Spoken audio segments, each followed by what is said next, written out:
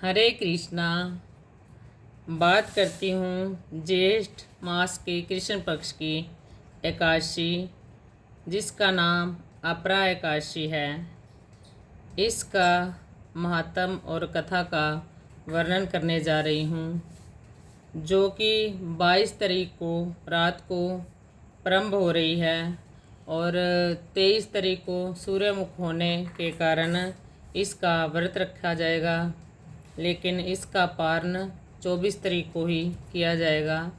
6 और 8 के बीच में, 6 बजे से और 8 बजे के बीच में। तो इसका महात्म और कथा इस प्रकार है। श्री युधिष्ठिर जी बोले कि हे भगवान, ज्येष्ठ मास की कृष्ण पक्ष की एकादशी का नाम तथा महात्म क्या है, सो कृपा कर कहिए। श्री कृष्ण भगवान बोले कि हे राजन, ज्येष्ठ मास के कृष्ण पक्ष की एकादशी का नाम अपरा है। यह पुण्य देने वाली है। जो मनुष्य इस एकादशी का व्रत करते हैं, उनकी लोक में प्रसिद्धि होती है।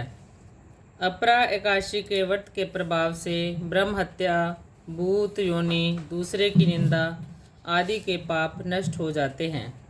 इसके व्रत से पर स्त्री के साथ भोग करने वालों की झूठी गवाही, असत्य भाषण, झूठा वेद पढ़ना, झूठा शास्त्र बनाना, झूठा ज्योतिषी, झूठा वेद आदि सब के पाप नष्ट हो जाते हैं।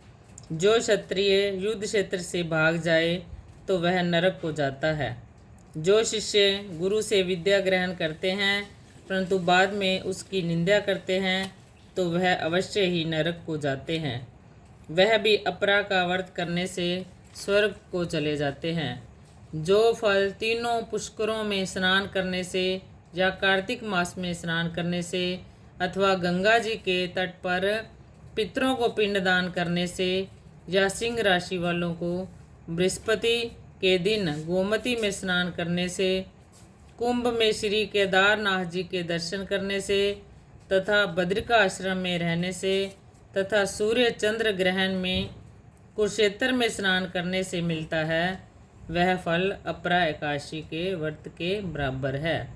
देखिए यहाँ पे सारा ही बता दिया कि बद्रिका आश्रम रहने का और सूर्य ग्रहण के समय जब कुरुक्षेत्र में स्नान करते हैं तो गोमती के स्नान का, कुंभ के स्नान का, सारे गंगा के स्नान का, सारे ही तीर्थों के समान इस व्रत के फल को बता दिया है यहाँ पे। तो एकादशी का व्रत इन सब के बराबर है। हाथी घोड़े के दान से तथा यज्ञ में स्वर्ण दान से जो फल मिलता है, हाल की ब्याई हुई गाय या स्वर्ण के दान का फल भी इसके फल के बराबर होता है। अपरा एकादशी के दिन भक्ति पूर्वक विष्णु भगवान का पूजन करना चाहिए, जिससे अंत में विष्णु पद की प्राप्ति होती है। हे राजन, मैंने यह अपरा एकादशी की कथा लोकहित के लिए कही है। उसके पढ़ने व सुनने से समस्त पाप नष्ट हो जाते हैं।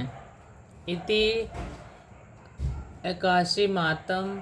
बोल एकादशी मातम की जय। बोल कृष्ण भगवान की जय। सर्वे भवन्तु सुखिनः, सर्वे सन्तु निरामया, सर्वे भद्राणि पश्यन्तु, मा कश्चित् दुःखभाग् भवेत्।